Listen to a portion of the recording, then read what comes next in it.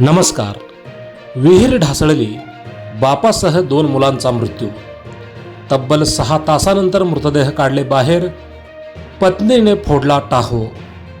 काय घडलंय नेमकं पाहूयात. सिल्लोड तालुक्यातील धानोडा येथे दुर्दैवी घटनेत एकाच कुटुंबातील 3घांचा मृत्यू झाला.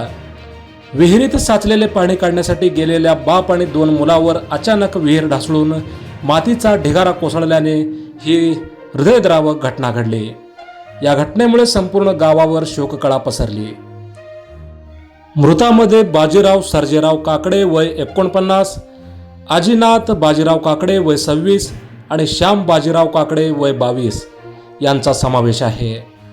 मिळालेल्या माहितीनुसार बाजीराव काकडे यांच्या शेतात नव्याने विहिरीचे काम सुरू होते.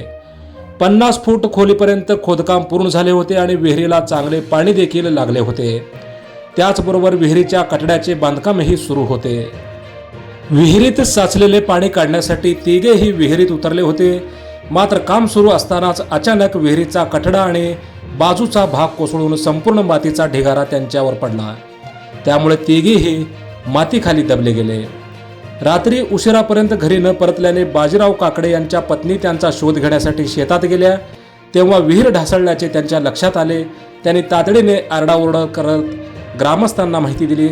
ग्रामस्थांनी घटनास्थळी धाव घेत माती बाजूला सारून 3घांना बाहेर काढले आणि उपचारासाठी उपजिल्हा रुग्णालयात हलवले. मात्र डॉक्टरांनी तपासणीनंतर 3घांनाही मृत घोषित केले. या दुर्दैवी घटनेत एकाच कुटुंबातील 3घेही गेल्याने काकडे कुटुंबावर दुःखाचा डोंगर कोसळला. घरातील कर्ते पुरुष आणि 2 तरुण मुलांचे निधन झाल्याने घर अक्षरशः ओस पडले. बाजीराव काकडे यांच्या पत्नीवर आयुष्यभराचा संसार एका क्षणात उद्ध्वस्त होण्याची वेळ आली. अतिशय मेहनती, साधे आणि सर्वांशी आपुलकीने वागणारे काकडे कुटुंब अचानक काळाच्या पडद्याआड गेल्याने धानोरा गावासह परिसरात हळहळ व्यक्त केले जात आहे. त्यांच्या पार्थिवावर रविवारी सकाळी 11 वाजता धानोरा गावातील स्मशानभूमीत अंत्यसंस्कार करण्यात आले.